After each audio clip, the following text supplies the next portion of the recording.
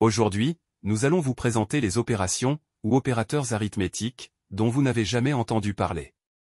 Pour ce faire, nous allons aller graduellement, en commençant, par les opérations, de base que vous connaissez certainement. Puis, nous vous présenterons, les niveaux d'opérations avancées, qui permettent d'exprimer, des nombres inimaginairement grands. L'opération la plus basique en arithmétique est la succession. La succession c'est juste le fait d'ajouter un 1 à un nombre. Le niveau au-dessus c'est l'addition. L'addition est une répétition de succession. Faire l'addition A plus B revient à additionner le nombre 1, A, B fois. Le niveau 2 des opérations arithmétiques c'est la multiplication. La multiplication est une répétition de l'addition. A multiplié par B revient à additionner A à lui-même, B fois. Le niveau 3 au-dessus de la multiplication c'est le calcul de puissance. Calculer une puissance revient à répéter une multiplication. A à la puissance B est égal au nombre A multiplié par lui-même, B fois. L'opération au-dessus des calculs des puissances est appelée le tétration. C'est probablement l'opération la moins connue de tous, car elle n'est pas enseignée dans les écoles. Le tétration est une répétition de l'opération puissance. A, tétra B, est égal au nombre A, élevé à la puissance A, B fois. Tétration est une très puissante opération, qui peut générer des nombres incroyablement grands. Par exemple, 3, tétra 4, est une tour de 4-3. Pour évaluer le tétration, on commence toujours par le haut. 3, puissance 3, est égal à 27, 3, puissance 27, est égal à plus de 7 trillions. Et 3, puissance ce dernier nombre est un nombre très gigantesque.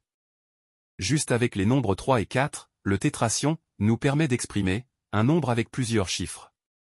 Mais, le tétration ne génère pas toujours des nombres aussi grands. Par exemple, 1, tétra, n'importe quel nombre, est égal à 1. Et on peut aller jusqu'à l'infini.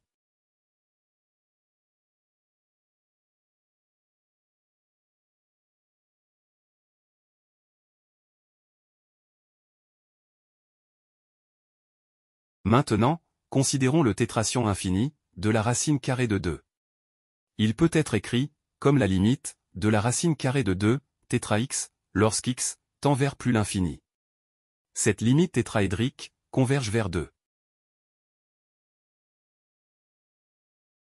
La limite d'un nombre n, tétra x, existe lorsque le nombre n est compris entre les nombres exponentiels de moins exponentiels et exponentiels de 1 sur exponentiel.